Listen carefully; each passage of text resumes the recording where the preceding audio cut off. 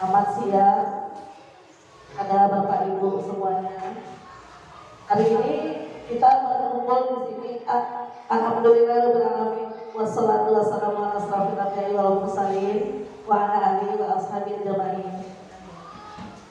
Puji dan syukur kita sampaikan kepada Allah Subhanahu wa taala karena pada hari ini kita masih diberikan kesehatan dan kesempatan sehingga kita bisa berkumpul di sekolah kita yang tercinta ini. Salawat dan salam kita sampaikan kepada Nabi besar Muhammad SAW. Semoga kita bersama-sama. Baik Bapak Ibu, hari ini kita berkumpul di sini untuk kegiatan implementasi budaya positif aksi nyata yang akan disampaikan oleh Bu Rida. Nah, untuk tertib acaranya, yang pertama saya sendiri sebagai pembukaan, yang kedua kata sambutan yang akan kami mintakan kepada Bapak Kepala Sekolah Pak Zulham. Pada Bapak saya persilakan dengan segala hormat.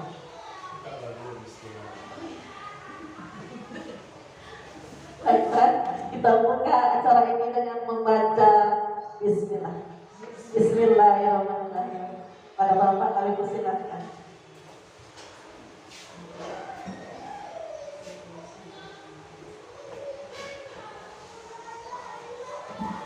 Assalamualaikum warahmatullahi wabarakatuh. Waalaikumsalam warahmatullahi wabarakatuh. Ini budaya positif yang harus ditingkatkan. Assalamualaikum warahmatullahi wabarakatuh. Waalaikumsalam warahmatullahi wabarakatuh. Bapak seluruh yang berhadir pada kesempatan yang berbahagia ini, pertama kita kembali bersyukur kepada Allah Subhanahu wa taala yang memberikan kesempatan kepada kita untuk menambah wawasan pemahaman kita tentang proses pembelajaran di sekolah. Yang kali ini kita akan sama-sama dengarkan pemaparan implementasi budaya positif. Selanjutnya salawat dan salam kembali kita hadiahkan kepada Nabi kita Muhammad SAW. Allahumma shalli wa sallim wa barik alaihi. Ibu Bapak, pada kesempatan sambutan kali ini saya ingin menegaskan, mari sama-sama kita simak, kita perhatikan, kita ambil poin-poin pentingnya, karena semua yang berkaitan dengan budaya positif ini pernah kami pelajari dulu. Ini sangat-sangat baik, sangat-sangat menguntungkan sekolah agar sekolah bisa lebih maju dan berkembang. Kenapa? Karena memang budaya positif inilah yang mau digalakkan pemerintah, ya, agar bisa kita implementasikan dalam kehidupan kita sebagai seorang murid di sekolah. Nanti apa-apa saja yang akan disampaikan oleh pemateri, mari sama-sama kita simak dan silakan angkat tangan untuk memberikan saran, masukan atau apa saja yang berkaitan dengan pemaparan ini. Kalau memang semua yang dipaparkan nanti cocok dengan chemistry sekolah kita, ya udah ini aja yang akan kita laksanakan ke depan. Kalau enggak, sama-sama kita koreksi, kita kita perbaiki sehingga nanti implementasi budaya positif ini bisa kita tuangkan di KOSP tahun 2025. Yang saya itu aja untuk bisa memberikan kata sambutan di awal pertemuan ini. Mudah-mudahan kita semua tetap semangat. Allah sudah makan siang telah mendekati. Senang saja nanti kita akan makan siang di rumah masing-masing. Terima kasih. Assalamualaikum warahmatullahi wabarakatuh.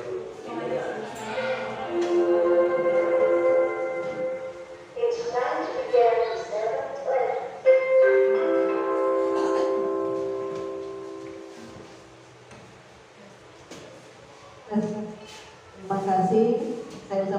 Kita ucapkan kepada Bapak Kepala Sekolah yang sudah memberikan kata sambutannya. Baiklah Bapak Ibu, agar acara kita hari ini berjalan dengan sukses, lancar, dan mendapat barokahnya, mendapat manfaat untuk kita semua, maka kita akan mulai dengan berdoa ya. Untuk berdoa kami harapkan kembali kepada Bapak Kepala Sekolah.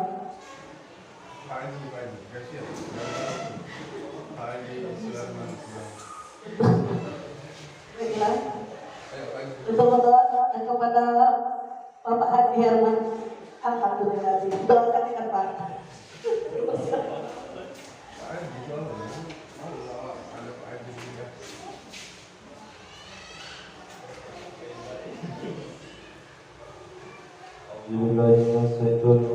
Bismillahirrahmanirrahim. Alhamdulillahirrahmanirrahim. Wassalatu wassalamu ala asyrofil anbiya'i wal mursalin wa ala alihi wa sahbihi ajma'in. Ya Allah, ya Tuhan kami, pada hari ini kami berkumpul dalam rangka implementasi budaya positif yang akan disampaikan oleh calon guru penggerak tubuh berkaitan kegiatan kami ini. Ya Allah, ya Allah, ya Tuhan kami, ridhoilah acara kami ini agar lancar. Ya Allah, ya Allah, ya Tuhan kami, kenang dosa kami, dosa ibu bapak kami, dosa para pemimpin kami. Tempatkanlah mereka di tempat yang sebaik-baiknya. Rabbana atina fid dunya hasanah wa fil akhirati hasanah wa qina adzabannar. Singkat cepat padat.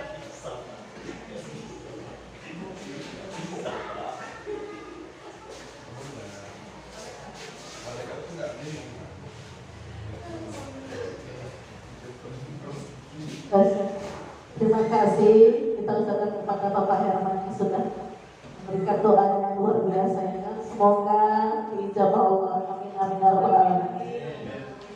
Baik Bapak Ibu, sebelum kita ke materi sedikit saya akan memperkenalkan Ibu Rida ya. Mungkin Bapak Ibu ada belum kenal ya kan? Ibu Rida ini calon guru penggerak angkatan ke-11 Kota Binjai ya. Luar biasa Bu Rida ini ya, masih muda tapi sudah lulus CGP dan setelahnya jadi guru penggerak. Katanya kedepannya bakal menggantikan Bapak Kepsek katanya. Oke.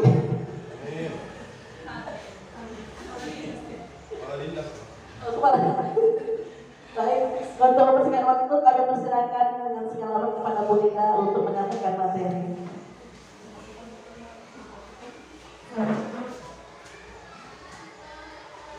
Assalamualaikum warahmatullahi wabarakatuh. Yang pertama saya ingin mengucapkan terima kasih kepada Bapak Kepala Sekolah, kepada Bapak Ibu Guru yang telah menyempatkan waktunya untuk melihat kegiatan aksi nyata modul 1.4 yaitu tentang implementasi budaya positif. Yang ini pasti saya bawa SDN 023894. Kenapa? Karena saya bertugas di sini. Nah, di sini tidak ada maksud untuk merasa lebih hebat ataupun merasa menggurui. Di sini saya hanya belajar Bapak Ibu. Mungkin yang disampaikan sama saya pun ada sedikit yang mungkin saya tidak paham atau tidak kuasai. Jadi di sini sama-sama kita belajar dari Bapak Ibu, boleh dikoreksi. Atau untuk Bapak Kepala Sekolah yang terlebih dahulu sudah cemplung ke CGP Angkatan 5, angkatan yang pertama di Kota Binjai, mohon bantuannya. Kalau misalnya saya nanti tidak bisa menjawab, bisa dibantu Bapak. Karena di sini saya mau benar-benar belajar Kak, baru pertama kali. Seperti yang saya katakan, awalnya saya ikut CGP ini kan bisa-bisa berhadiah. Ternyata lulus gitu Bapak Ibu. Jadi di sini belajarnya harus ekstra. Jadi mohon maaf kalau misalnya nanti penyampaian saya banyak yang kurang ataupun tidak sesuai dengan harapan Bapak Ibu semuanya. Kita mulai ya Bapak Ibu.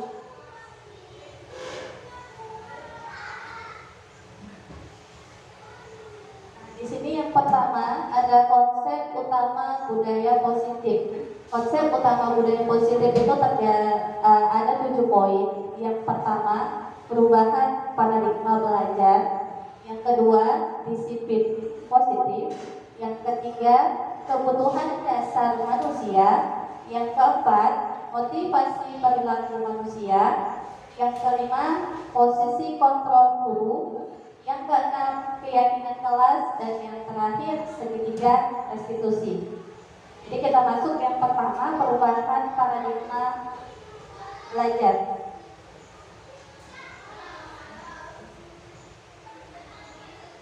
Herman, boleh dibantu menentukan slide.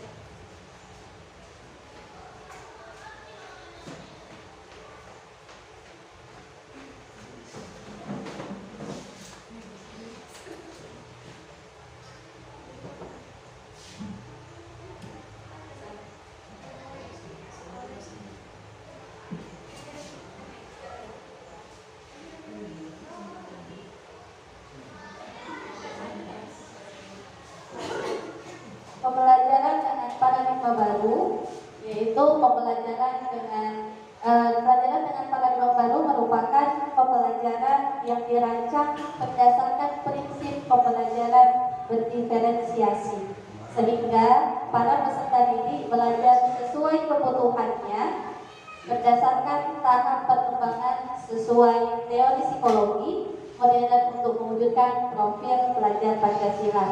Jadi di sini pembelajaran berdiferensiasi itu melihat kemampuan anak yang berbeda-beda. Jadi setiap anak itu kan memiliki bakat dan minat yang berbeda-beda. Jadi kita sebagai guru harus mengetahui di mana letak bakat, di mana letak minat anak tersebut, dan mencari model pembelajaran atau metode pembelajaran apa yang cocok untuk beberapa karakter anak kita yang kita temui dengan berbeda-beda karakteristiknya. Masuk ke teori kontrol. Di sini kita tidak bisa mengontrol orang lain ya Bapak Ibu. Kita hanya bisa mengontrol diri kita sendiri. Jadi kita di sini berusaha untuk belajar kontrol diri dengan menggali potensi-potensi yang ada di dalam diri kita sendiri, sehingga tercapai tujuan mulia, yaitu menjadikan seseorang yang kita inginkan berdasarkan nilai-nilai yang kita hargai. Masuk ke disiplin positif. Disiplin positif dari kata disiplinan yang artinya belajar. Disiplin mengacu pada diri yang memiliki tanggung jawab terhadap apa yang dilakukan berdasarkan nilai-nilai yang diyakini. Disiplin positif merupakan salah satu cara penerapan disiplin yang bertujuan untuk menumbuhkan kesadaran serta memberdayakan peserta didik tanpa imbalan ataupun penghargaan ataupun ancaman dan ataupun hukuman. Jadi di sini kita untuk melakukan disiplin positif memang dibutuhkan untuk kesadaran diri masing-masing. Bukan, kan kita biasa menerapkan ada sistem imbalan atau sistem hukuman ya Bapak Ibu. Nah jadi kalau misalnya yang bisa jawab pertanyaan ini nanti dapat hadiah. Jadi fokusnya anak-anak hanya ke hadiah itu gitu. Kemudian atau diancam atau dihukum. Jadi kalau nggak bisa nanti kita hukum gitu. Jadi itu yang harus kita kupas di sini Bapak Ibu. Jadi di sini menumbuhkan kesadaran diri walaupun dia tidak ada imbalan, walaupun dia juga tidak ada hukuman. Jadi sebagai pendidik tujuan kita adalah menciptakan peserta didik yang memiliki disiplin diri sehingga mereka berperilaku mengacu kepada nilai-nilai kebajikan universal dan memiliki motivasi intrinsik. Maksudnya motivasi intrinsik yang ada dalam diri kita yaitu kesadaran diri kita sendiri dalam perubahan perilaku ke arah yang lebih baik. Kebutuhan dasar manusia. Kebutuhan dasar manusia adalah segala sesuatu yang kita lakukan untuk mendapatkan apa yang kita inginkan. Seluruh tindakan yang kita lakukan memiliki tujuan tertentu dan semua usaha terbaik yang kita lakukan adalah dalam rangka agar kebutuhan dasar kita terpenuhi dengan baik. Di sini ada 5 kebutuhan dasar manusia. Yang pertama itu bertahan hidup. Bertahan hidup ini mencakup lingkungan makan, pangan, dan tempat tinggal. Kemudian kasih sayang dan rasa diterima. Selanjutnya penguasaan. Penguasaan ini mencakup dia harga diri, kemudian merasa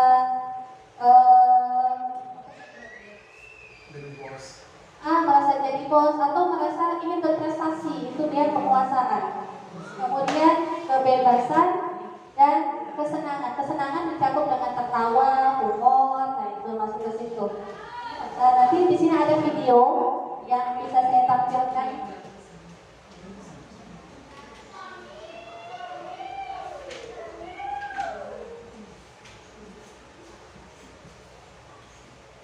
Mohon diperhatikan ya Bapak Ibu, di sini ada 5 kebutuhan dasar manusia yang dijelaskan oleh Ibu. Gitu.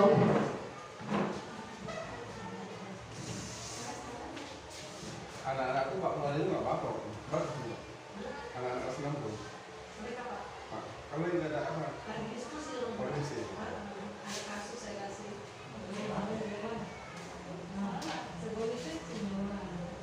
Tak semua.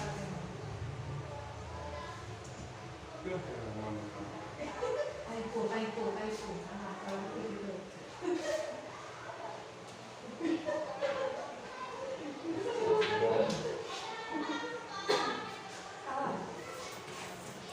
Iya. Belas 10 kilo. Lihatnya diwawancara dalam salah satu kutipannya menyatakan, kita ambil contoh perbandingannya dengan hidup tumbuh-tumbuhan. Seorang petani dalam hakikatnya sama kewajibannya dengan seorang pendidik yang menanam padi misalnya. Hanya dapat menuntun tumbuhnya padi.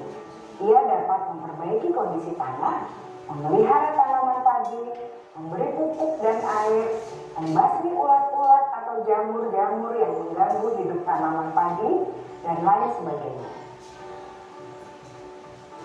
Ketika guru memahami kebutuhan apa yang mendasari perilaku murid, dan guru berusaha menuntun dan mendukung murid dalam memenuhi kebutuhannya secara positif, pada hakikatnya guru tersebut ibarat seorang petani yang sedang berusaha memahami kebutuhan masing-masing tanaman. Dan ia berusaha memenuhi kebutuhan tanaman tersebut agar dapat tumbuh dengan subur dan maksimal. Dr. William Glasser, seorang psikiater dari Amerika Serikat, menyatakan bahwa seluruh tindakan manusia memiliki tujuan tertentu, yaitu memenuhi kebutuhan dasarnya. Ketika kelima kebutuhan dasar telah terpenuhi secara memadai, maka murid akan tumbuh dengan seimbang dan bahagia.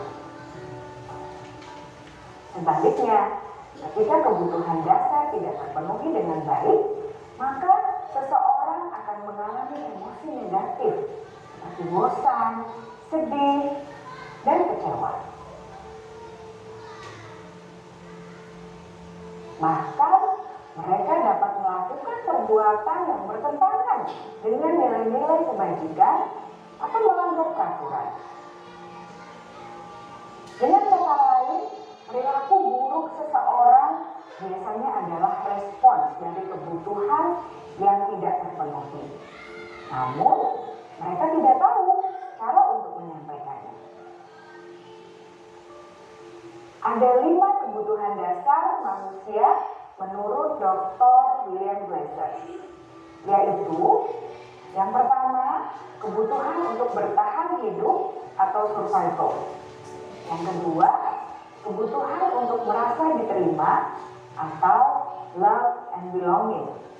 Yang ketiga, kebutuhan akan kebebasan atau freedom. Yang keempat, kebutuhan akan kesenangan atau fun. Dan yang kelima, kebutuhan akan penguasaan atau power.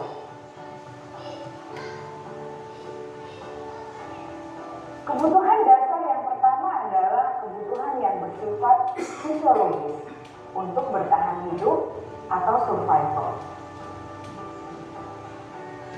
Misalnya, kesehatan, rumah, dan makanan. Kebutuhan biologis sebagai bagian dari proses reproduksi, termasuk kebutuhan untuk tetap bertahan hidup. Kebutuhan untuk merasa aman juga termasuk dalam kebutuhan ini.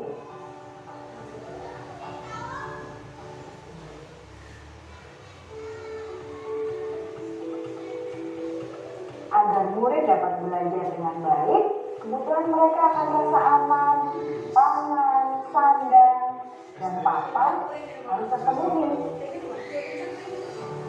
Bagaimana mungkin mereka dapat belajar dengan baik bila mereka datang ke sekolah dengan perut yang lapar atau bila rumah mereka kebanjiran?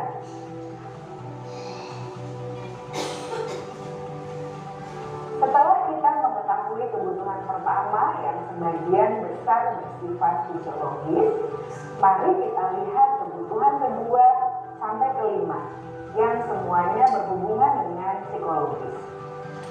Mari kita lihat kebutuhan yang kedua, yaitu kebutuhan akan perasaan diterima oleh kelompok atau komunitasnya, atau kebutuhan love and belonging. Kebutuhan ini meliputi keinginan untuk tetap terhubung dengan orang lain seperti teman, keluarga, teman kerja, dan kelompok di mana kita tergabung. Setiap murid ingin menjadi bagian yang berharga dari kelas dan juga sekolah. Mereka juga ingin diterima oleh orang lain dan kelompoknya.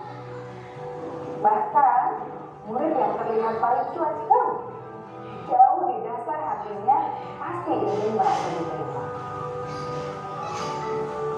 Sebagai guru, seharusnya kita dapat menerima murid kita apa adanya, sesuai dengan kodratnya. Karena setiap murid adalah unik. Mereka memiliki kekuatannya masing-masing, sehingga guru seharusnya bisa menciptakan kesempatan untuk murid berkolaborasi dan memiliki ikatan emosi satu sama lain. Murid-murid yang memiliki kebutuhan yang besar untuk merasa diterima, biasanya mereka belajar karena suka pada gurunya. Dan mereka juga suka bekerja dalam kelompok. Kebutuhan yang ketiga adalah kebutuhan akan kebebasan atau kebutuhan membuat pilihan. Murid harus diberi kesempatan untuk membuat pilihan dan bertanggung jawab atas pilihan yang mereka telah ambil. Memberi mereka kebebasan bukan berarti membiarkan mereka melakukan apa saja yang mereka mau, melainkan lebih memberi mereka kesempatan untuk membuat pilihan, menyuarakan pendapat mereka dengan percaya diri, dan memberi mereka kesempatan untuk mencoba hal-hal yang baru. Pembelajaran dengan metode yang beragam dan menarik juga akan memenuhi kebutuhan murid tentang kebebasan ini. Pembelajaran berdiferensiasi, di mana guru menyediakan beberapa jenis tugas yang bisa dipilih oleh murid sesuai minat mereka, sangat baik untuk mengembangkan murid menjadi lebih mandiri dan memiliki motivasi internal. Karena kebutuhan akan kebebasan pada dasarnya adalah kebutuhan untuk mandiri, memiliki otonomi, memiliki pilihan, dan mampu mengendalikan arah hidupnya sendiri.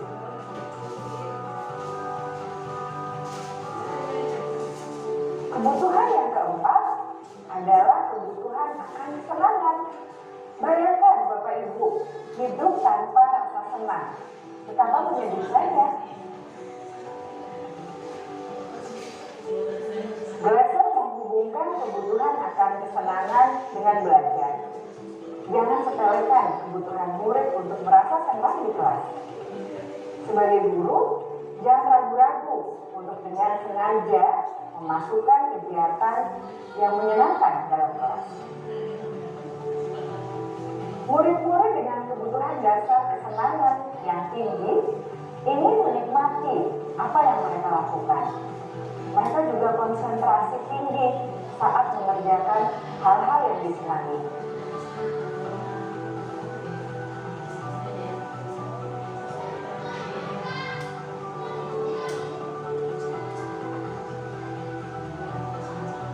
Kebutuhan yang kelima adalah kebutuhan akan penguasaan.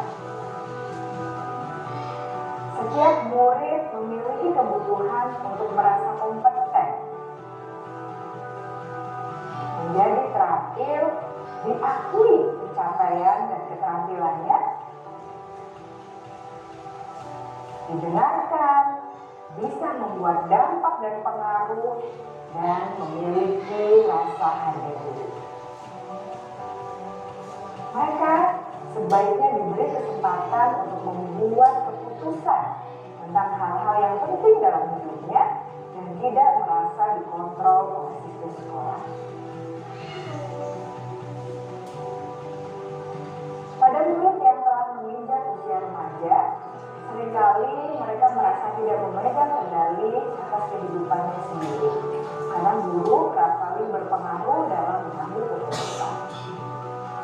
Murid-murid yang memiliki kebutuhan dasar akan penguasaan yang tinggi biasanya selalu ingin menjadi pemimpin.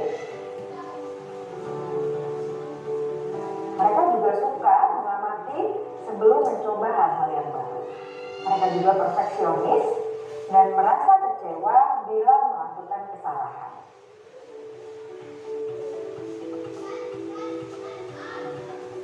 Ibu dan bapak guru sangatlah penting bagi kita untuk mengetahui kebutuhan dasar murid-murid, agar kita memahami alasan dibalik sikap dan tingkah laku mereka.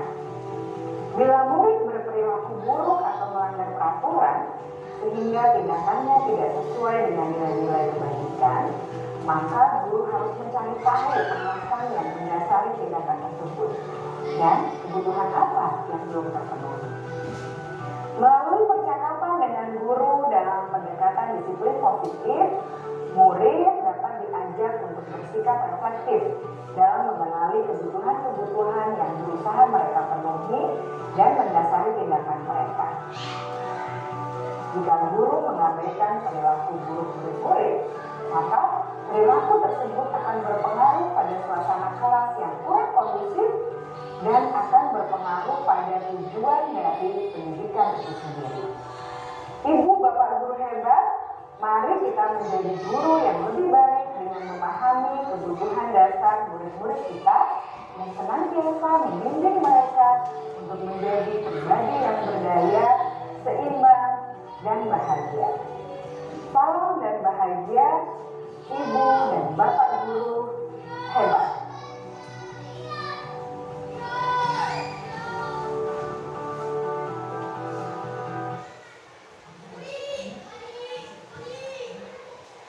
Ikut pemaparan 5 kebutuhan dasar dari manusia, yaitu yang pertama tadi tentang bertahan hidup, kemudian kasih sayang dan rasa diterima, penguasaan, kebebasan, serta kesenangan.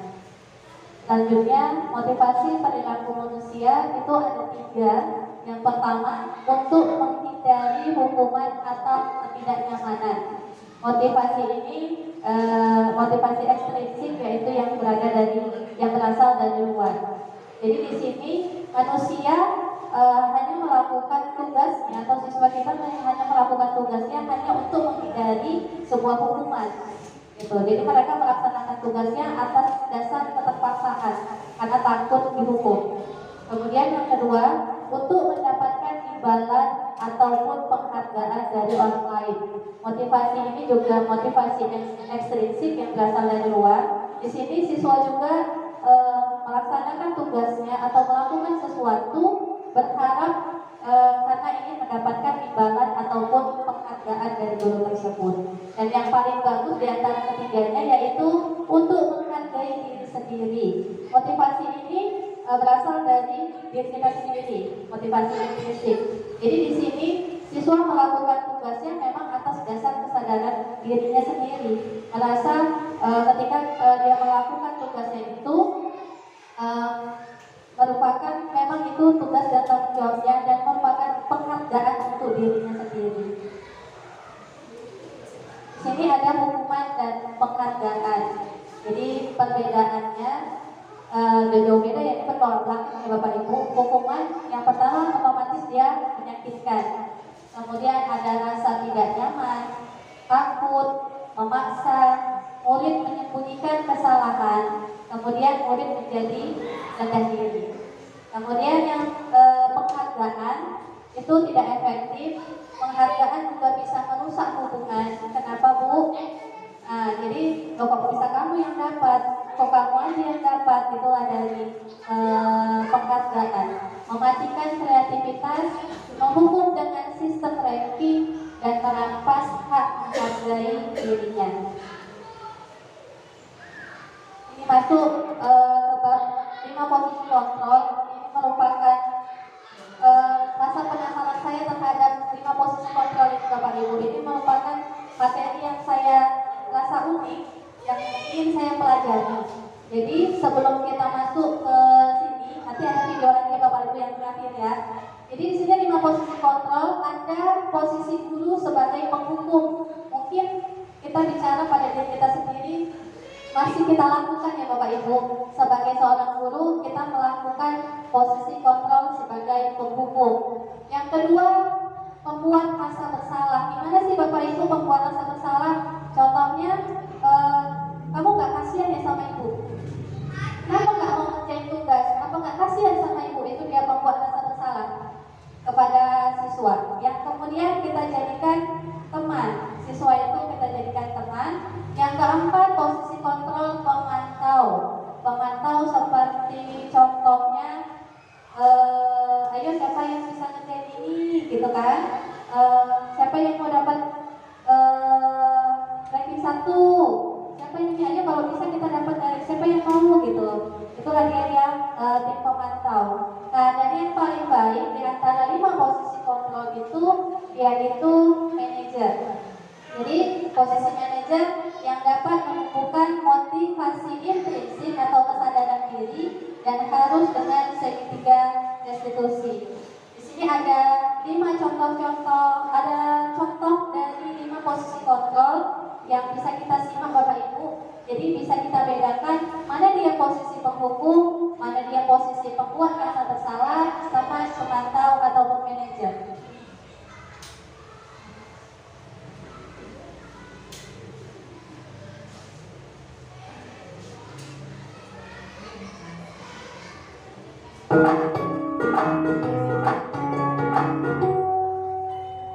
Salam bahagia Ibu dan Bapak Guru hebat.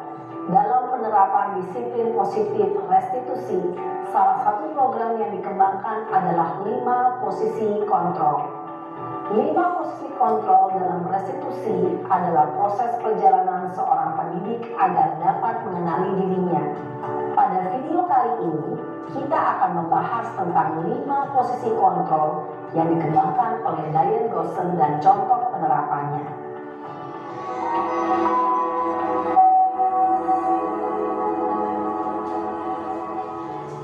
5 posisi kontrol itu adalah 1. Posisi penghukum, 2. Posisi pembuat merasa bersalah, 3. Posisi teman, 4. Posisi pemantau atau monitor, dan 5. Posisi manajer. Untuk lebih memahami kelima posisi tersebut, mari kita saksikan kasus Naren yang terlambat hadir 20 menit di sekolah dan melihat bagaimana kelima posisi kontrol dalam menghadapi masalah tersebut.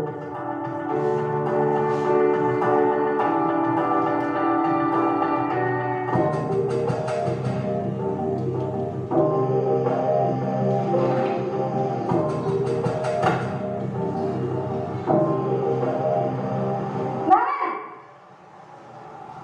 Sini kamu! Selamat pagi, Bu. Selalu terlambat. Kamu deh, pasti terlambat. Maaf, Bu. Saya Apa? Apa coba? Alasan kamu apa lagi? Kapan sih kamu tidak terlambat? Malas sekali ya kamu jadi anak.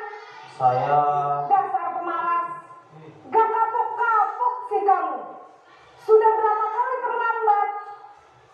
Sana, kamu keliling lapangan basket 2 kali. kenapa saya harus ke lapangan basket, Bu? Kenapa? Kamu ngelawan ibu. Berani-beraninya jawab. Sudah terlambat,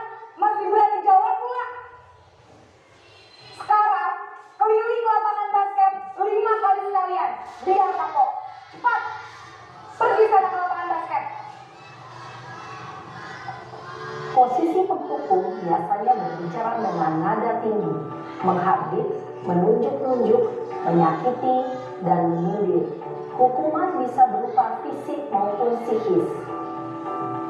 Ibu dan bapak guru hebat. Dampak yang terjadi pada murid ketika guru berada pada posisi penghukum adalah murid cenderung akan memberontak, bahkan menyimpan dendam.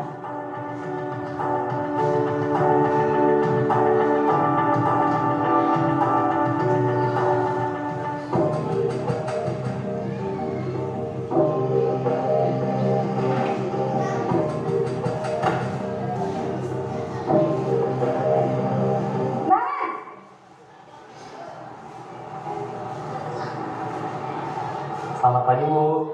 Naren, kamu kenapa terlambat lagi, nak? Ya Tuhan, Naren, kamu senang ya bikin ibu susah ya? Kalau kamu terlambat lagi, nanti ibu yang ditegur bapak kepala sekolah, nak. Disangka ibu tidak bisa membina kamu. Duh, gimana ini? Maaf, Bu. Duh, Gusti Naren, kamu suka ya kalau ibu ditegur bapak kepala sekolah? Terus, sekarang ibu harus tulis apa ya di buku absen? Ini kamu sudah sering terlambat loh. Ibu harus apa coba? Maaf, Bu. Maaf sekali. Ya sudah, lain kali jangan bikin ibu susah lagi ya nak ya. Ibu tidak akan puas lagi kalau kamu begini terus. Bisa jantungan kalau ibu ditegur bapak kepala sekolah. Sana cepat ke kelas. Maaf ya, Bu. Maaf sekali. Posisi pembuat rasa bersalah berbicara dengan nada tenang, cenderung lembut. Namun kata-kata yang diutarakan membuat murid merasa menjadi orang yang gagal, memandang buruk dirinya sendiri, merasa tidak berharga, dan tidak sanggup membahagiakan orang lain. Ketika guru mengambil posisi pembuat rasa bersalah, murid akan menganggap dirinya yang bersalah dan ia akan menyimpan emosi negatif tersebut di dalam dirinya.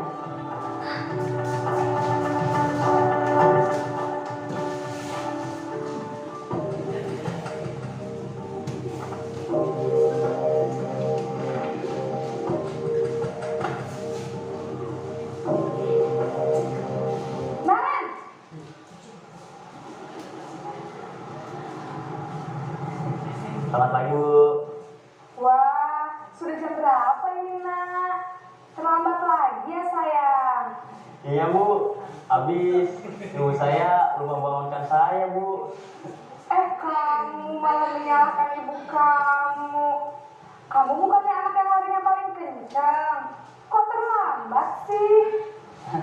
Iya, Bu. Saya memang terlambat bangun tadi. Jadi, biarpun saya lari kencang, tetap gak kekejar, Bu. Ya sudah sana.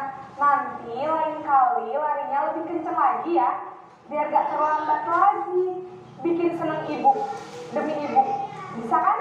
Bisa lah, Bu.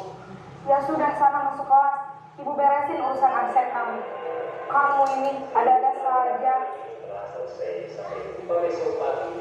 Dalam posisi teman, guru berbicara dengan nada suara ramah, akrab, cenderung bersenda gurau untuk menjaga suasana tetap santai. Murid akan merasa senang, aman, dan akrab dengan guru. Identitas yang tercipta adalah identitas sukses atau berhasil. Namun, perlu diingat, karena ini masih dorongan eksternal, maka ada faktor ketergantungan dari murid kepada orang tertentu. Di sini belum absennya, sehingga di lain waktu murid bisa berperilaku baik, namun hanya kepada orang-orang tertentu saja.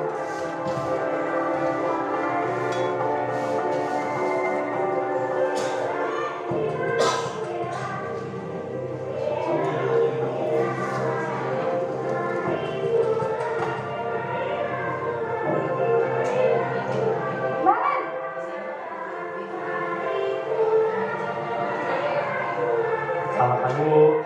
Karen, apa peraturan sekolah kita tentang jam berapa kita harus masuk sekolah, nak? Kita harus di sekolah jam 7, Bu. Iya betul, sekarang sudah jam 7.20. Naren sudah tahu konsekuensinya jika terlambat hadir. Paham, Bu. Saya harus tinggal kelas pas jam istirahat selama 20 menit. Iya benar, konsekuensinya demikian. Jadi nanti jam 9.30 pas istirahat, kamu harus tinggal di kelas, kerjakan tugas tambahan untuk ketertinggalan kamu, ya. Baik, Bu. Posisi pemantau mengandalkan penghitungan atau data untuk mengontrol murid. Guru mengarahkan murid berdasarkan peraturan dan konsekuensi. Seorang pemantau menunjukkan bahasa tubuh dan ekspresi wajah yang datar dan cenderung formal.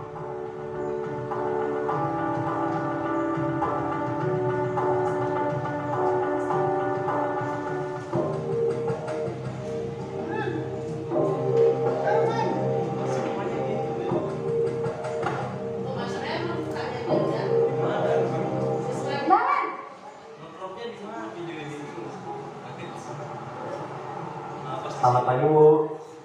Selamat pagi, Naren. Maaf, Bu. Saya terlambat. Iya, sekolah masuknya jam 7, sekarang sudah jam 7.20. Jadi sekarang bagaimana ini, Naren? Maaf, Bu. Saya lupa setel alarm saya semalam. Baiklah, menurut kamu, keyakinan sekolah yang mana yang perlu kamu tingkatkan? Menghargai diri sendiri dan orang lain mungkin ya, Bu. Setuju. Jadi, apakah Naren meyakini prinsip saling menghormati tersebut? Iya, Bu. Saya meyakininya. Apakah Naren bersedia memperbaiki masalah keterlambatan ini? Bersedia, Bu. Bagaimana kamu akan perbaiki masalah keterlambatan ini? Saya akan coba untuk tidak lupa menyetel alarm saya, Bu.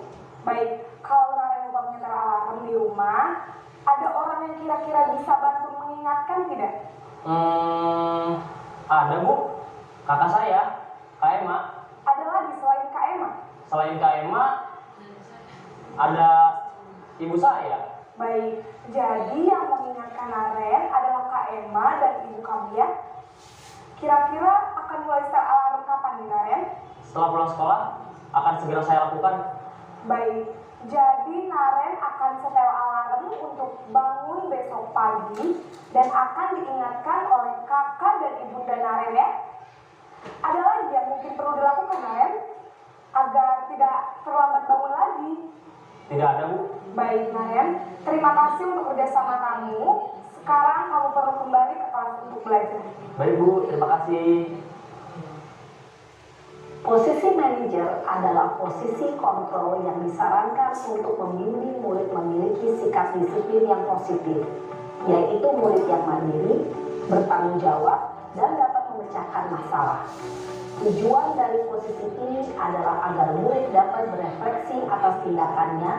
Guru akan dengan tulus memberikan pertanyaan-pertanyaan bermakna, sehingga membuat murid dapat belajar dari kesalahannya dan mencari sebuah solusi untuk menyelesaikannya. Ibu dan Bapak guru hebat, setelah mengamati adegan kelima posisi kontrol tadi, kira-kira posisi mana yang paling ideal?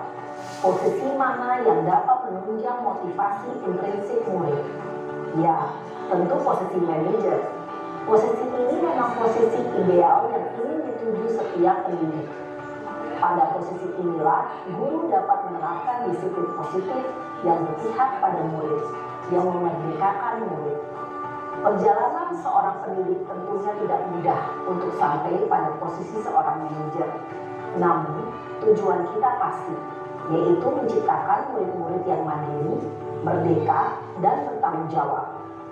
Semoga penggambaran 5 posisi kontrol yang telah diperlihatkan ini dapat menjadi ajang refleksi bagi kita semua, agar dapat terus mengasah dan menerapkan disiplin positif yang memerdekakan murid.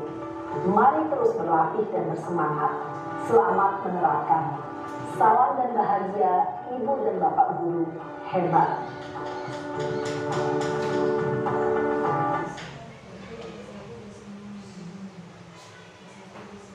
Itulah tadi Bapak Ibu Guru, contoh-contoh 5 posisi kontrol dari posisi pemukul, pembuat rasa bersalah, teman pemantau ataupun manajer. Masuk ke slide selanjutnya, yaitu tentang keyakinan kelas. Mengapa keyakinan kelas? Kenapa bukan peraturan kelas? Jadi di sini sebenarnya kalau kita yang awam ya Bapak Ibu, peraturan sama keyakinan sih gak ada bedanya gitu. Ternyata setelah dikupas banyak sekali perbedaan antara peraturan kelas dan juga keyakinan kelas. Di mana bedanya Bapak Ibu? Kalau peraturan kelas itu disusun hanya secara sepihak, searah. Jadi peraturan itu dibuat oleh gurunya saja tanpa melibatkan siswa di dalamnya. Jadi di situ siswa diminta untuk mengikuti segala peraturan yang kita sebagai seorang guru yang kita buat, itu tanpa menanyakan apa sih kemauan siswa tadi. Bedanya dengan keyakinan kelas di sini melibatkan semua aspek dalam penyusunannya. Jadi dalam penyusunan keyakinan kelas kita melibatkan siswa untuk menyusun keyakinan kelas yang akan kita sepakati di dalam kelas kita sendiri. Gitu. Jadi kita libatkan langsung siswanya dengan nilai-nilai kebajikan di dalamnya. Contohnya nilai kebajikan sampai saling menghargai, kemudian disiplin, kemudian saling menghormati. Nah itulah dia contoh keyakinan kelas. Itu bedanya ya Bapak Ibu. Kalau peraturan dibuat secara sepihak, sementara keyakinan melibatkan semua pihak termasuk siswanya. Nah di sini mengapa kita mempunyai peraturan tentang penggunaan helm pada saat mengendarai kendaraan motor? Kira-kira jawabannya apa Bapak Ibu? Mengapa kita mempunyai peraturan tentang penggunaan helm pada saat mengendarai kendaraan roda 2 atau motor? Ya, keamanan, keselamatan ya Bapak Ibu. Nah, dan yang nomor 2, mengapa kita memiliki peraturan tentang penggunaan masker dan mencuci tangan setiap saat? Ini akan masih tentang kesehatan. Jadi nilai-nilai yang kita yakini yaitu dari kesehatan, dari keselamatan. Nah itulah keyakinan kita bahwasanya menggunakan helm itu bisa menyelamatkan kita walaupun belum tentu kan Bapak Ibu. Ya kalau kena kepala, kalau badannya digas kan juga nggak selamat gitu. Tapi yang kita yakini bahwasanya nilai keselamatan, nilai kesehatan itu yang kita yakini dalam diri kita.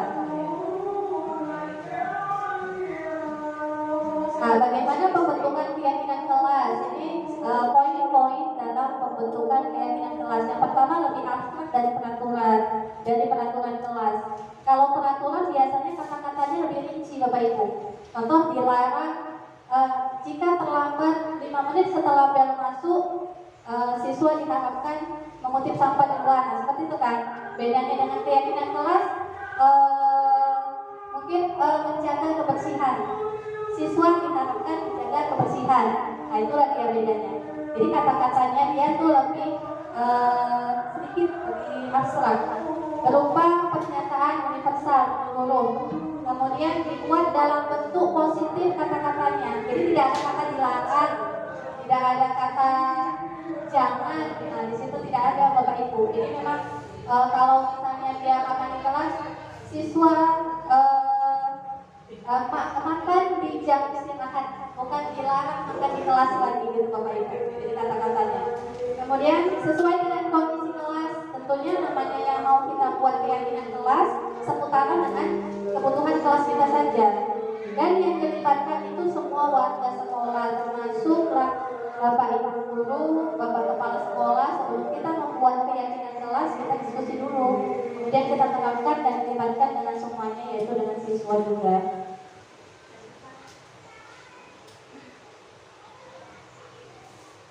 Masuk ke yang terakhir ya Bapak Ibu, segitiga restitusi. Di sini segitiga restitusi ada 3 tahapan. Yang pertama itu menstabilkan identitas. Yang kedua validasi tindakan yang salah. Yang ketiga menanyakan keyakinan.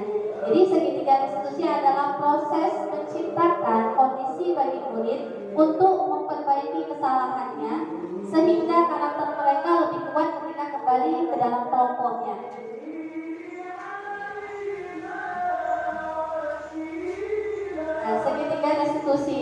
pertama menstabilkan identitas, maksudnya tidak langsung menyalahkan siswa. Jadi kita juga kan namanya manusia pernah melakukan kesalahan. Jadi ketika siswa melakukan kesalahan, itu kita menanyakan, kita tidak langsung menyalahkan dia. Jadi intinya semua orang pernah melakukan kesalahan. Jadi dia tidak merasa jauh ketika dia melakukan kesalahan. Yang kedua, validasi tindakan yang salah. Kita tanyakan alasannya. Alasannya kenapa dia melanggar keyakinan kelas yang telah disepakati.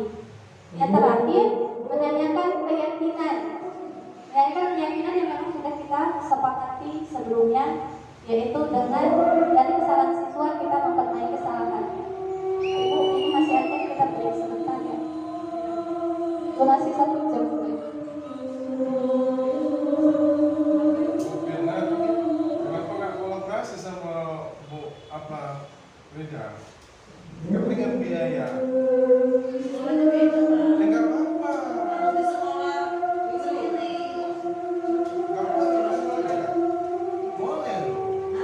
Boleh. Jadi kan kami tuh di SMP itu kami kolaborasi ini hemat biaya. Boleh kembali atau ada gitu kan, ini nanti materi bagi. Jadi Ibu Rida betul-betul menguasai budaya positifnya. Ibu bahas sekitar ini panjang loh Bu, kami 2 jam nih Bu, bisa 1 jam. Biar supaya nanti ada tindak lanjutnya. Bapak Ibu sebelum acara selesai, nanti bukti tindak lanjutnya apa? Setiap kelas itu udah ada keyakinan kelas dibuat masing-masing. Kalau minta fasilitas, nanti disiapkan itu yang kertas hitam atau apa yang dibutuhkan. Nah, nanti setiap kelas itu udah ada keyakinan kelas masing-masing. Jadi minimal hasil dari pertemuan ini setiap kelas itu ada nanti keyakinan kelasnya gitu. Itu dari keyakinan kelas kita menjadi sebuah keyakinan sekolah gitu. Baru nanti yang paling penting ini loh, segitiga institusi. Karena di PMM ini kan ada dulu kan. Di PMM kalau ibu lihat itu RHK-nya itu ada tuh dulu kan segitiga. Ini penting loh, karena kita menghadapi anak-anak secara nggak langsung nih, mohon maaf ya Bapak Ibu. Kalau Bapak Ibu saya panggil, kira-kira ingat nggak apa yang disampaikan Ibu? Saya kan nggak pernah begini-begini kan, saya selalu aja kan. Jadi solusinya gimana ke depan? Kenapa? Karena porsi manajer itu loh yang paling penting gitu. Ke depannya, walaupun nanti mau diapain, mau kita kolaborasi aja. Jadi paham, biar kawan-kawan itu lebih paham dia. Ini nggak mudah loh ini Bu, yang 3 ini gitu. Kami dulu sampai disuruh buat video sama anak-anak ini. Ya.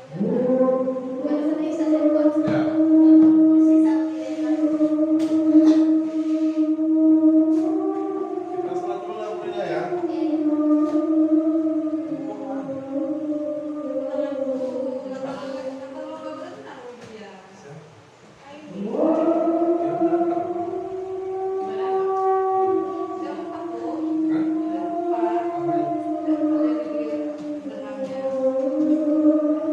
Ini ada proses lagi, semua lagi.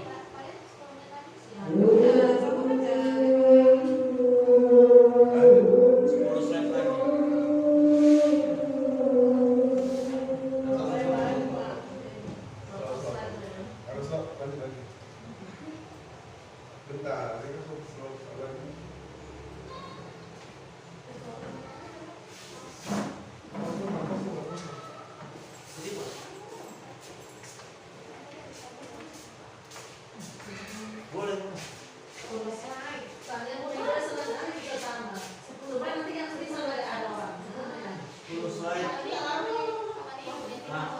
Boleh kan di post ini? Boleh di post. Boleh. Nanti di start.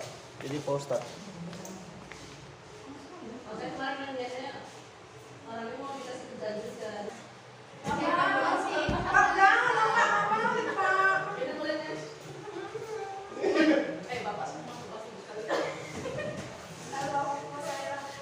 Lanjut. Dulu. Dia nggak mau satu. Itu dia mampunya. Kita lanjut ya Bapak Ibu, kita masuk ke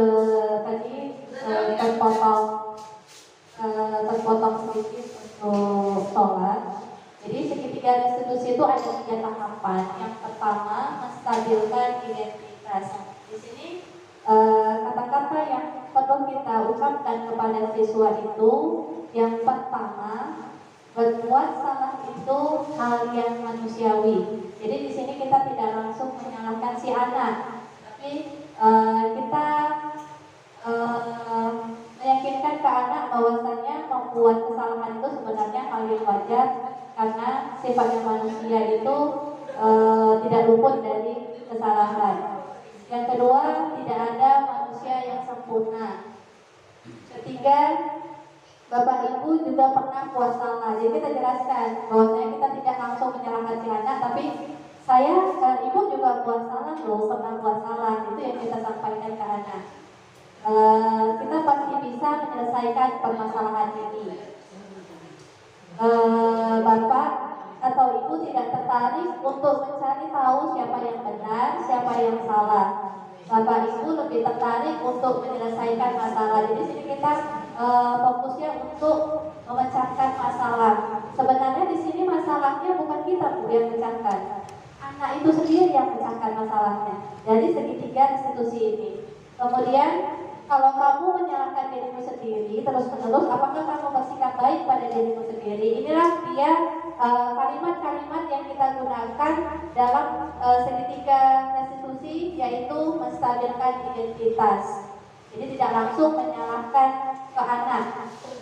Jadi inilah penggunaan kata-kata yang bisa kita gunakan ketika salah satu siswa kita melakukan kesalahan atau melanggar keyakinan yang sudah disepakati. Yang kedua, tahapan yang kedua yaitu validasi kebutuhan. Di sini kata-kata yang bisa kita gunakan yaitu kamu bisa saja kan melakukan hal yang lebih buruk, tapi kamu tidak melakukannya. Jadi kita kasih contoh dengan hal yang lebih buruk lagi gitu Bapak Ibu, bahwasanya kesalahan yang dia buat itu masih hal yang sederhana. Kamu pasti punya alasan mengapa melakukannya. Di sini kita tanya alasannya kenapa. Apa yang penting bagi kamu? Kemudian kamu boleh tetap berusaha menjaga sikap itu, tapi tambahkan sikap yang lain, yang baru. Maukah kamu belajar cara yang lain untuk mendapatkan apa yang kamu butuhkan tanpa harus memukul? Misalnya ini kasusnya si anak memukul teman yang lain. Kemudian yang terakhir, apakah kamu bisa melakukan dengan lebih baik lagi besok? Jadi inilah dia kita menanyakan alasan kenapa dia melakukan atau melanggar keyakinan yang telah disepakati. Karena keyakinan itu kan datangnya dari siswa kan Bapak Ibu. Jadi ketika mereka melakukan atau melanggar keyakinan yang mereka buat, inilah kita gunakan segitiga restitusi. Beda dengan peraturan kelas, kalau kita melanggar peraturan otomatis kita mendapatkan sanksi ataupun hukuman. Nah, dan yang terakhir ini menanyakan keyakinan. Jadi kata-kata yang bisa kita gunakan untuk tahap terakhir, apakah nilai yang kita percaya di kelas atau sekolah kita? Kita tanya balik lagi, apa itu keyakinan di kelas kita? Dia ingat atau enggak keyakinan yang dia buat sendiri gitu. Jadi kamu masih ingat enggak keyakinan yang di kelas kita itu apa? Nah, kita tanya lagi balik Bapak Ibu. Kemudian nilai-nilai apa saja yang kita sepakati? Kita tanya lagi nilai apa saja yang disepakati. Contoh tadi anak makan di kelas, kita tanya nilai apa sih yang nilai keyakinan apa yang ada di dalam kelas kita. Oh, tidak boleh makan di kelas Bu, atau makan saat jam istirahat saja Bu. Nah, itulah dia nanti anak yang menjelaskan keyakinannya. Kemudian kelas yang ideal itu seperti apa sih? Selanjutnya, kamu ingin jadi anak seperti apa? Dan yang terakhir, apa yang kamu rasakan ketika kamu melakukan itu? Kamu menjadi orang yang seperti apa? Bisa ditambahin lagi dengan menanyakan kira-kira kapan sih kamu tidak melakukan pelanggaran itu lagi gitu.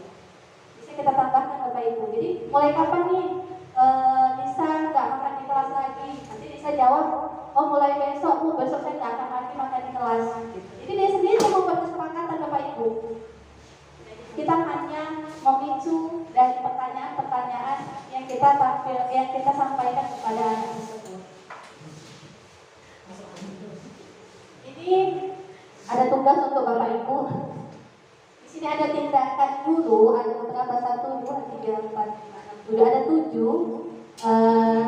Jadi Bapak Ibu di sini yang menentukan apakah tindakan guru itu merupakan hukuman atau konsekuensi. Yang pertama, mencatat 100 kali di dalam buku kalimat, saya tidak akan terlambat lagi karena terlambat ke sekolah.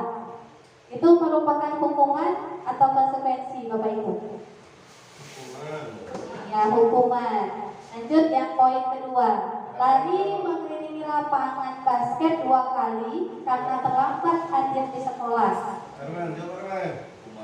Hukuman. Oke, baik sekali Bapak Ibu.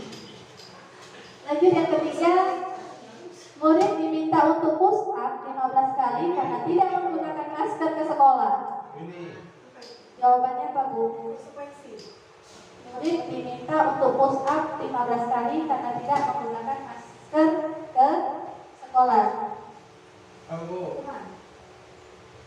Hukuman atau Hukuman atau konsekuensi, Bu? Ulangi dulu 1 kalau salah. Apa itu ya? Murid diminta untuk push up 15 kali karena tidak. Iya, hukumannya Bapak Ibu. Yang keempat, menggantikan kertas tugas teman yang telah dicoret-coret. Iya, konsekuensi. Dia bertanggung jawab atas apa yang dia perbuat. Lanjut kembali. Yang kelima, membersihkan tumpahan air di meja tulis karena tersenggol pada saat belajar. Konsekuensi atau hukuman? Iya, konsekuensi. Benar sekali Bapak Ibu. Yang terakhir, murid disuruh untuk mengenakan sepatu seharian di sekolah karena tidak mengenakan sepatu hitam. Firna jawab. Hukuman. Iya, Bu Firna nggak usah dilakukan, Pak. Cikgu angkatan 11 juga. Yang terakhir, lari mengelilingi lapangan basket 2 kali karena terlambat 10 menit untuk pelajaran PJOK. Pas kali itu sampai tuh. Itu hukuman atau konsekuensi? Hukuman. Ada yang lain Bapak Ibu? Konsekuensi atau hukuman? Kita buka jawabannya Pak Herman. Jawabannya konsekuensi. Karena dia di situ tidak diminta ya Bapak Ibu, dia sudah melakukan keyakinan kepada guru PJOK-nya bahwasanya ketika dia terlambat dia akan lari, itu dia berkesepakatan sendiri. Selanjutnya, ini dia perbedaan hukuman dan konsekuensi. Kalau hukuman itu sesuatu yang menyakitkan harus terjadi, konsekuensi sesuatu harus terjadi. Yang kedua, membuat anak sakit atau fisik maupun hati itu merupakan hukuman. Membuat anak merasa tidak nyaman dalam jangka waktu pendek. Anak membenci kedisiplinan, itu masuk ke hukuman. Anak menghargai disiplin, itu konsekuensi. Ada paksaan di hukuman, mendorong anak menyakiti diri sendiri. Konsep diri yang buruk, anak belajar untuk menyembunyikan kesalahan, marah, rasa bersalah, dipermalukan, merasa tak dihargai. Itu dia di poin hukuman. Kalau dia konsekuensi, anak menghargai disiplin, stimulus tanggapan, mendorong anak agar mudah menyesuaikan diri, konsep diri yang baik, anak belajar untuk mematuhi peraturan, kehilangan hak, dibuat tidak nyaman, diasingkan untuk sementara. Mengenai hukuman dan konsekuensi, boleh nggak saya tanya? Ada saya belum paham deh. Nanti kalau jauh belakang saya yang balik kemari ya kan? Boleh lah Bu. Kalau nggak tahu saya balik ke Bapak. Hukuman dan konsekuensi ya kan, Bapak Ibu. Ketika nanti tadi ada segitiga restitusi ya kan, kita sudah melakukan segitiga restitusi sama anak tersebut, ya kan? Berarti kan sekarang pemakaian bahasa tidak lagi hukuman konsekuensi. Kalau siswa tersebut melakukan sebuah kesalahan, ya kan? Apakah tidak perlu lagi dia diberikan konsekuensi gitu atau bagaimana?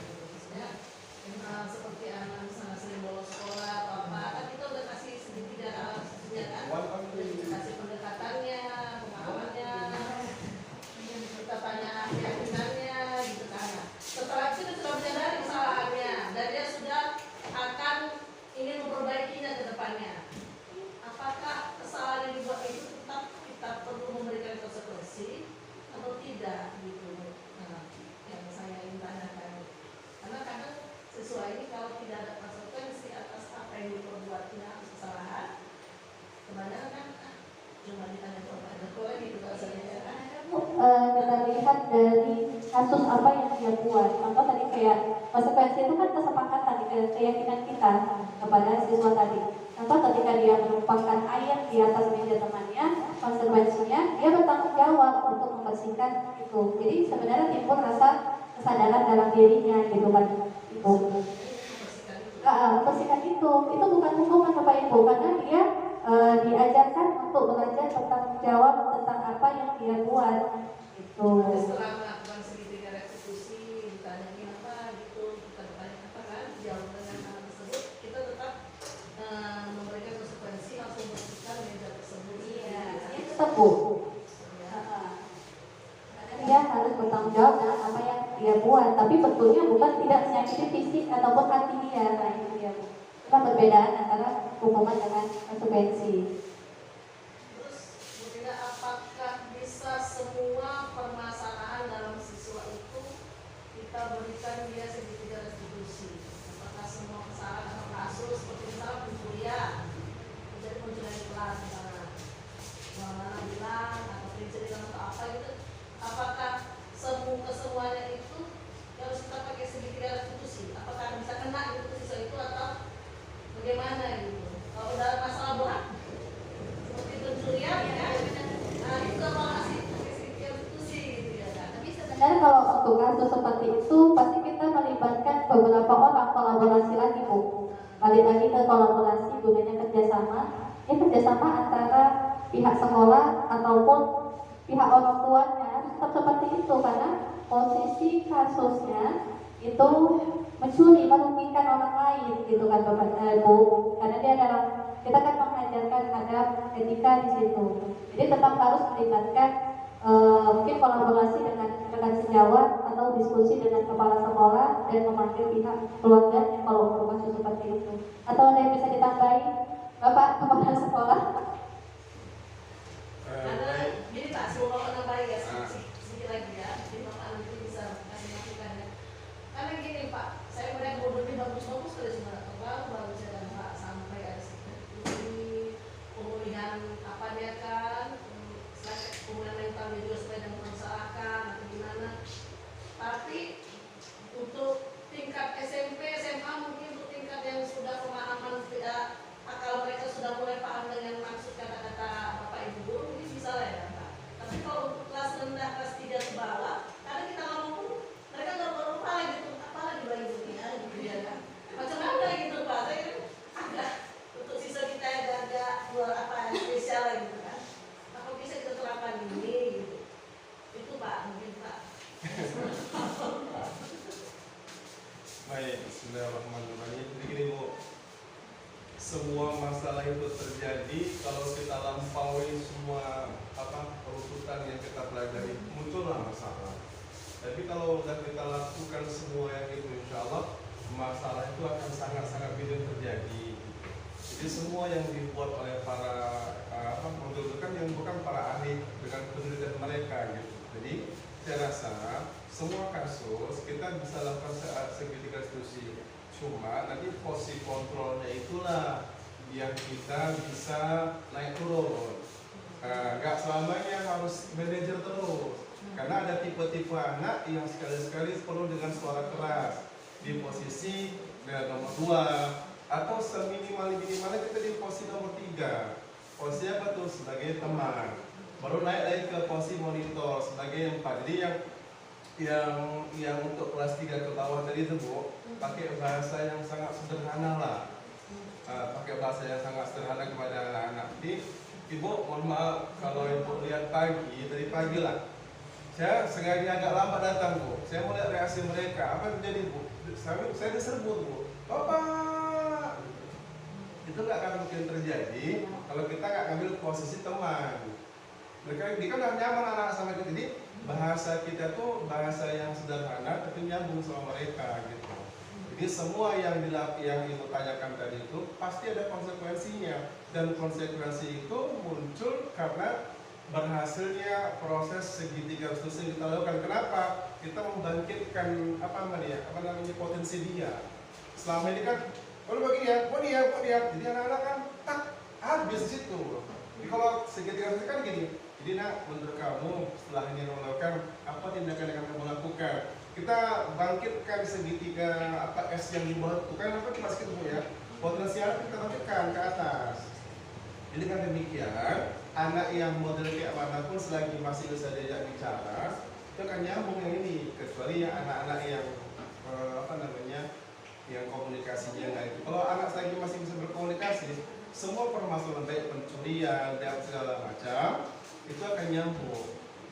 Nanti yang dibilang Bu Dia tadi itu panggil orang tua, panggil segala macam, kalau di pihak sekolah sudah terbentuk. Tapi kalau masih pihak sekolah masih bisa mengatasi itu, jangan dulu.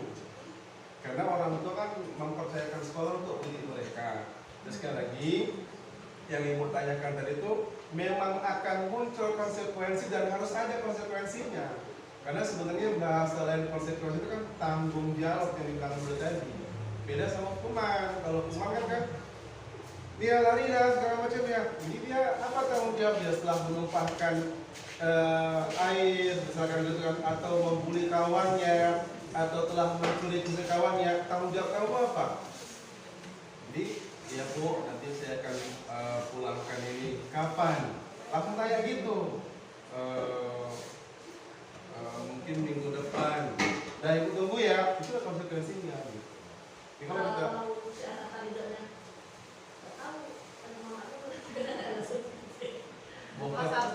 tahu Bu. Jadi karena nggak toleran, mau kita apakan? Terus saya Bu bilang Bu, kadang-kadang ada gitu kan.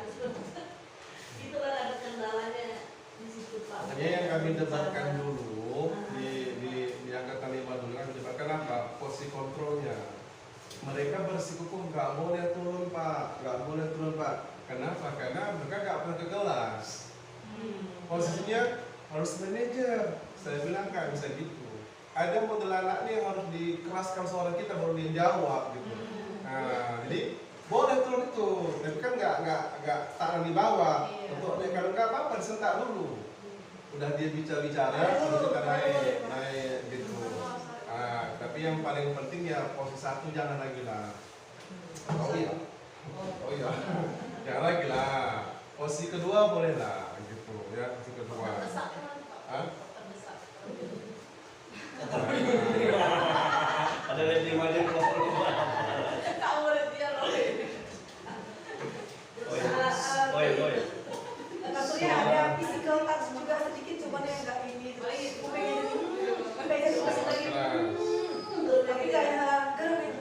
Ya kayak tadi kan di musik kan saya bisa gitu nih. Kayak gini dia. Nah, karena tuh biar supaya dia merasa kita kawan dia aja, jangan kita merasa kritis dia. Jadi Bu, itu ya yang paling dihindari yang pertama. Yang kedua tuh kan jangan sering-sering lah, nanti anak batinnya itu orang pula Ibu itu nak marah. Karena kena kamu kan, gara-gara kamu panas sekolah udah saya kan, wah gitu. Karena yang kayak gitu nggak boleh. Jadi 3, 4, 5, 5, 4, 3, 3, 4, 5 itulah Bu yang kita mainkan. Terus itu ya Bu, jadi kalau udah kita buatlah keyakinan kelas itu kan ada sebuah budaya positif di sekolah. Kalau nggak nanti anak tersuka gitu. Nggak apa-apa. Jadi mana yang dari bagus dulu? Apakah keyakinan sekolah dulu dibuat secara besarnya, baru ke keyakinan kelas? Karena ada kemarin saya ada cerita sama kawan, katanya keyakinan sekolah dulu baru ke kelas, masing-masing ke siswanya masing-masing. Siswanya mengapa seperti itu, atau keyakinan kelas dulu, baru keyakinan sekolah yang besar. Gitu. ya idealnya pertemuan inilah sebenarnya yang membuat keyakinan sekolah itu. Makanya saya bilang pertemuan ini nggak bisa model cepat karena nggak paham gitu. Minimal 2 jam. Ini termasuk rapat tadi Bu gitu. Rapat untuk membicarakan budaya positif sekolah. Ya awalnya sekolah dulu lah. Kepala sekolah, guru-guru udah punya kesepakatan nih, baru kita tuangkan. Ya udah, ini langkahnya udah benar ini gitu. Langkahnya udah benar. Kalau nggak dibuat gini kan kawan-kawan nggak ngerti apa ini gitu kan. Nah, udah seperti itu, udah ada di keyakinan sekolah kita mau seperti apa, yang kita tuangkan di KOSP kita itu, nah, baru nanti masuk kelas-kelas gitu. Sebenarnya dia dua-dua pun gak ada masalah gitu, mau dari kelas dulu sekolah gak apa-apa kok, dari sekolah didetailkan ke kelas gitu. Dia termasuk guru mapan juga ya, bukan wali kelas saja. Nah, jadi sebelum ibu buat gerakan olahraga, gak apa-apa ngomong-ngomong dulu. Anak-anak hari ini enaknya gimana ya gitu. Nah, jadi apa yang tadi dicontohkan itu ibu ngomong sama anak-anak dulu gitu. Nah, jadi kalau udah begitu nanti termasuk dulu bahasa Inggrisnya, dulu PAI-nya bisa melaksanakan itu. Terus itu Bu ya. Nah, lanjut dulu Bu. Tergantung mungkin ya.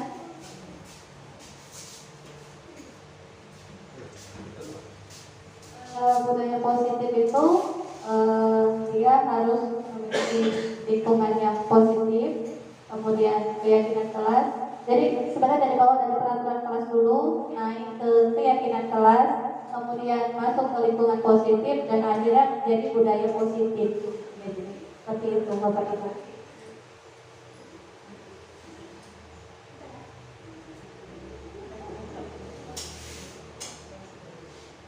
Nah, ini bedanya peraturan dan keyakinan kelas. Peraturan itu selalu kembalikan buku ke tempatnya. Itu peraturan yang kita buat yang secara sepihak tadi. Yang bedanya keyakinan kelas, kita melibatkan siswa di dalamnya. Keyakinan kelasnya, contoh kita sebenarnya niatnya untuk selalu kembalikan buku ke tempatnya. Tapi keyakinan yang kita tulis itu tanggung jawab. Yang kedua, dilarang mengganggu orang lain. Kita ubah kata-katanya untuk menghormati orang lain. Hadir di sekolah 15 menit sebelum pembelajaran dimulai. Itu masuk keyakinan kelas, menghormati orang lain dan berkomitmen. Dilarang melakukan kekerasan. Maksud kita ini kan Bu, kita ubah menjadi keselamatan, menghormati orang lain. Dilarang menggunakan narkoba. Masuk ke keyakinan kelas, kesehatan. Bergantian atau menunggu giliran, menghormati orang lain dan bersabar, kayak antri ya Bapak Ibu. Gunakan masker, itu menyangkut dengan nilai kebajikan, kesehatan dan keselamatan. Jangan berlari di kelas atau koridor, itu juga masuk dari keselamatan dan keamanan. Kata-kata yang kita gunakan di keyakinan kelas yang sebelah sini. Walaupun niatnya sebenarnya tetap ke peraturan gitu, Merdeka itu artinya tidak hanya terlepas dari perintah, akan tetapi juga cakap buat memerintah diri sendiri. Jadi intinya kita atur diri kita sendiri, baru kita bisa mengatur orang lain. Gitu. Terima kasih Bapak Ibu untuk waktunya. Saya akhiri. Assalamualaikum warahmatullahi wabarakatuh. Belum pertanyaan ya. Sesi pertanyaan. Boleh, untuk Bapak Kepala Sekolah kan sudah lewat ya Pak. Jadi yang lain yang diberi kesempatan ya Pak Haji, Pak Haji, Bu Yuni, atau Bapak Ibu yang lain. Silakan tanya, jangan di luar rapat bertanya lagi ya.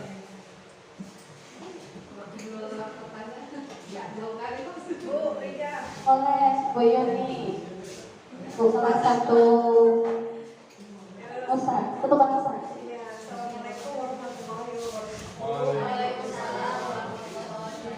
Sebelumnya kalau saya mengucapkan terima kasih dengan adanya presentasi itu memberikan masukan untuk saya ke depannya dalam mengajar. Nah, yang ingin saya sampaikan kan tadi Bu Rida mengatakan mengenai hukuman dan penghargaan, ya kan? Ada salah satu ternyata hukuman itu nggak baik, penghargaan juga sebenarnya nggak baik gitu kan. Jadi tapi saya sebagai guru kelas rendah kadang-kadang kan seperti anak-anak itu kayak membutuhkan, sering menuntut kasih sayang. Nah, kasih sayang itu minta perhatian lebih, apalagi anak kelas 1 ya kan. Jadi itu mereka butuhkan, selalu ingin disayang lah begitu. Nah, menurut saya dengan yang Ibu sampaikan tadi, kira-kira kalau kasih sayang yang dibutuhkan oleh siswa itu tadi itu kira-kira bentuk penghargaan atau gimana gitu, apa termasuk gitu? Itu aja yang saya tanyakan. Terima kasih sebelumnya. Terima kasih untuk Ibu Yuni atas pertanyaannya. Saya coba bantu jawab ya Bu semampu saya. Kalau tentang kasih sayang, jadi anak-anak menuntut kasih sayang gitu ya kan Bu. Kasih sayang, perhatian itu dia masuk ke dalam kebutuhan. Itu kebutuhan dasar, 5 dasar kebutuhan. Jadi salah satunya yaitu kasih sayang. Jadi kasih sayang itu memang harus kita berikan kepada anak. Itu menurut saya bukan imbalan ataupun penghargaan, asalkan Ibu Yuni memberikan kasih sayang secara merata tanpa melihat latar belakang siswa yang tersebut. Nah, jadi ketika Ibu Yuni berlaku adil, memberikan kasih sayang secara merata kepada siswa-siswa Ibu, itu merupakan bentuk kebutuhan dia, bukan sebagai penghargaan atau imbalan yang harus diterima sama siswa tersebut. Nah, itu Ibu Yuni. Ya sebenarnya gini Bu, ini yang dibahas ini kajian tasawuf di tingkat tinggi. Karena kan selama ini kan kita apa-apa kalau sholat duha pahalanya ini sebenarnya awal nggak apa-apa. Tapi bagi orang yang udah naik kelas itu nggak lagi butuh itu. Yang dibutuhkan apa? Cinta tadi.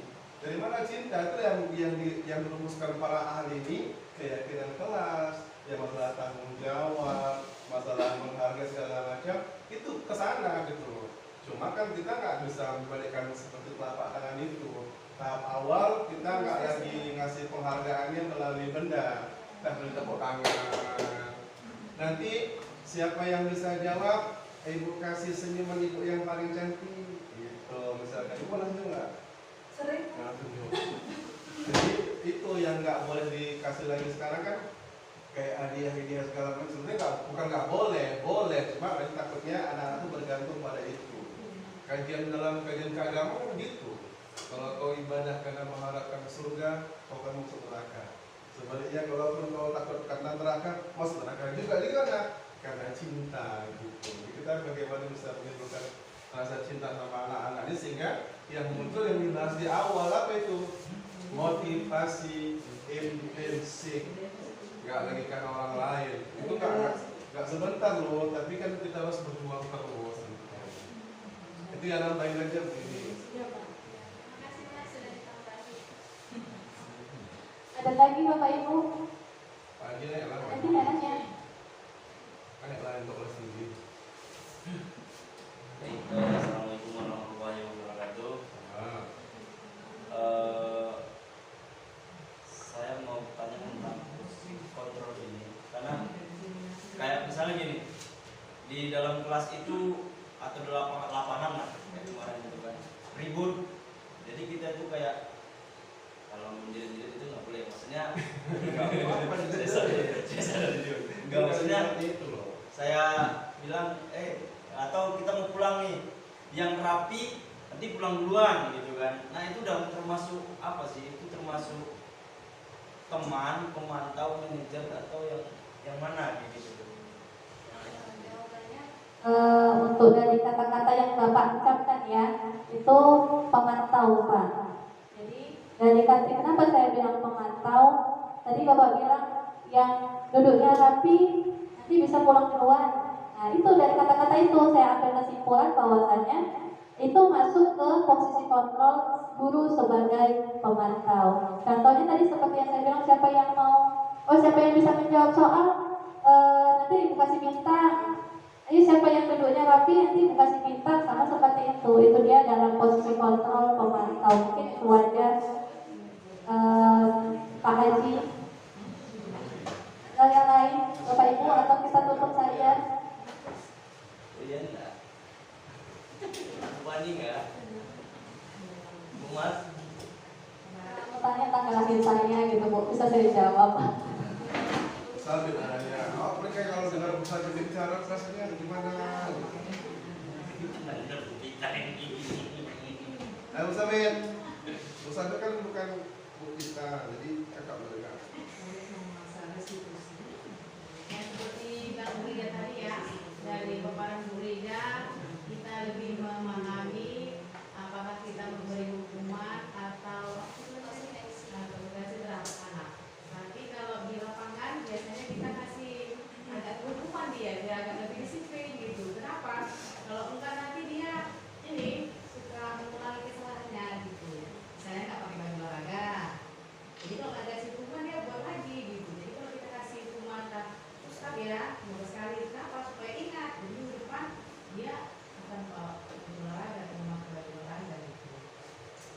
sebenarnya kan Bu, 5 posisi kontrol itu memang salah satunya penghubung gitu ya kan. Itu sebenarnya posisi yang paling bawah yang baiknya kita hindari.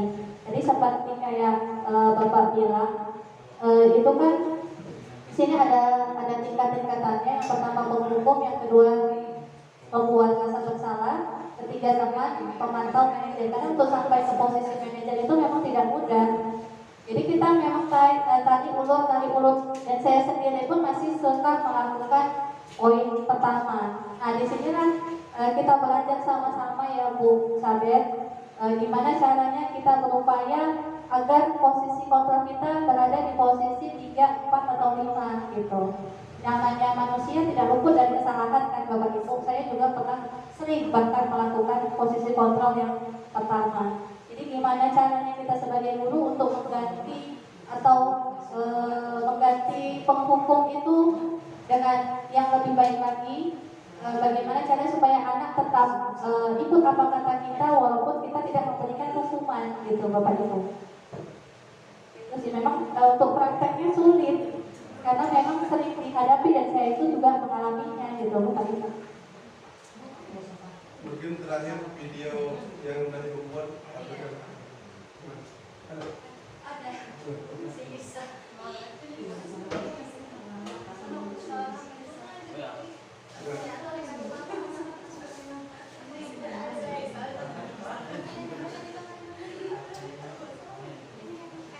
Dulu kami yang dilarang itu waktu CGP posisi ketiga sebagai teman dilarang kalau mulai SMA. Iya. Kalau istri kita kan masih enggak. Kalau laki-laki Pak, kalau minta kawan aja lagi Pak, di mana Pak Mabar katanya.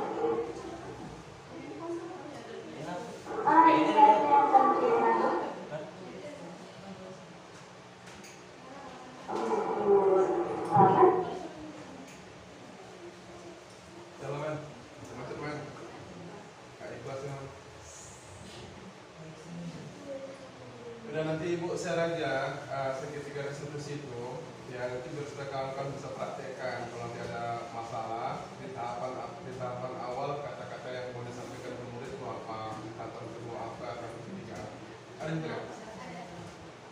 Saya rasa cukup oleh itu Pak Iman.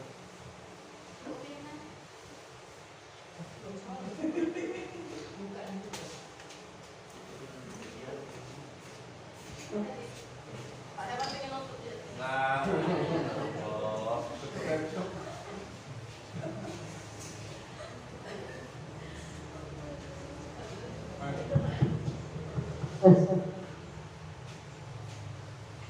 Ya Bapak Ibu, itu tadi presentasi atau pemaparan dari Bu Rida tentang budaya positif ya, sangat luar biasa ya. Semoga kedepannya setelah belajar di Bu Rida kita bisa menerapkan budaya positif di sekolah kita.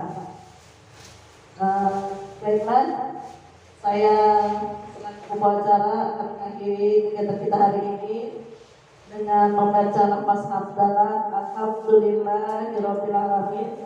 Apabila ada kata-kata saya di sini yang salah, saya mohon maaf kepada Allah, saya mohon ampun. Billahi taufiq wal hidayah. Assalamualaikum warahmatullahi wabarakatuh.